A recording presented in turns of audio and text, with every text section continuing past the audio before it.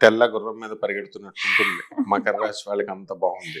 పంచమ స్థితిగతుడైనటువంటి రవి, బుధ, శుక్ర, గురు గ్రహాలు అర్ధాష్టమ కుజుడు జూన్ 1, 2024 సంవత్సరంలో, ధనస్థానంలో శని, విక్రమస్థానంలో రాహు, తర్వాత భాగ్యంలో కేతు. ఇంకేం కావాలి మకర రాశి వాళ్ళకి? ఎంతవరకు పెళ్ళాల బాధతో, భర్తల బాధతో కొట్లాట్లుకుంటూ ఉన్నారనమాట ఈ మకర రాశి వాళ్ళు. కోర్టుల్లో ఉన్నారు, బయట పెద్ద మనుషులు మీటింగుల్లో ఉన్నారు. ఇటువంటి వాళ్ళందరికీ కూడా టోటల్ రిలీఫ్ అనేటటువంటిది ఈ యొక్క మకర రాశి వాళ్ళకి వస్తుంది. కోర్టుల చుట్టూ తిరుగుతూ ఉంటారు, అవి కొంచెం ఇప్పుడు సమసిపోతాయి.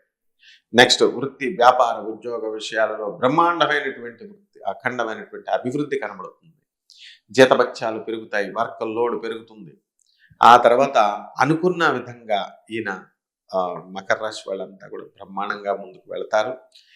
ఈఎంఐలు అవన్నీ కూడా కట్టలేక మొన్నటిదాకా చాలా బాధపడ్డారు. ఎందుకంటే